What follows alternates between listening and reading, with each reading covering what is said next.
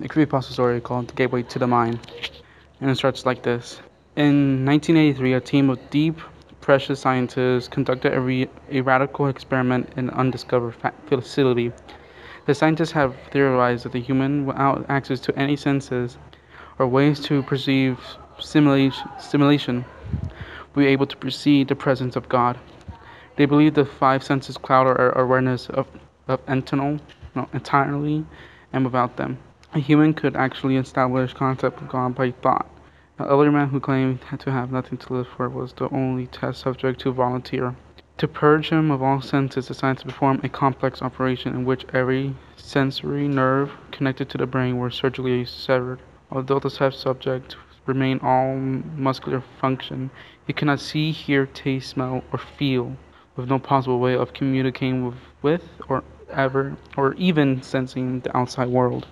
He was alone with his thoughts. Scientists monitored him as he spoke aloud about his state of mind and jumble slurred sentences that he could not even hear.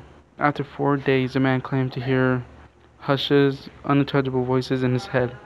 Assuming it was one of the onset's psychological psychosis, the scientists paid little attention to the man's. 2 days later, the man cried that he could hear his dead wife speaking with him, and even more, he could communicate back. The scientists were intrigued, were not convinced until the subject started naming dead relatives of the scientists. He repeated personal information to the scientists that only their dead spouse parent would have known. At this point, a stable partition of scientists left the study. After a week of conserving this deceased through his thoughts, the subject became distressed, saying the voices were overwhelming. In every waking moment, his consciousness was bombarded by hundreds of voices that refused to leave him alone. He frequently threw himself against the wall, trying to elect a pain response. He begged the scientists for it to stop, so he can escape the voices by sleeping. Titanic work for 3 days, until he started having severe night terrors. The subject repeatedly said that he can see and hear the deceased in his dreams. Only a day later, the subject began to scream and claw at the non-functional eyes, hoping to sense something in the physical world. The hysterical subject now said the voices of the dead were deafening and hostile, speaking of hell and the end of the world. At the one point, he yelled, "No heaven, no forgiveness," for 5 hours straight.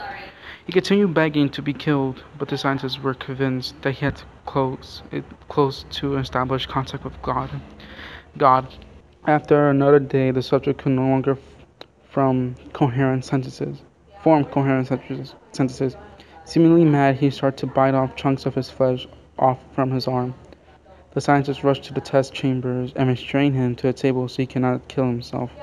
After a few hours of being tied down, the subject halted his struggling and screaming. He stared blankly at the wall and ceiling as teardrops silently shake.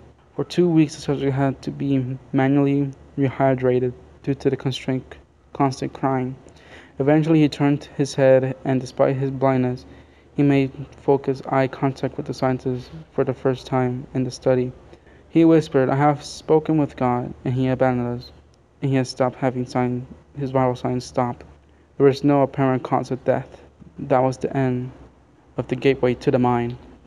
I hope that you enjoy.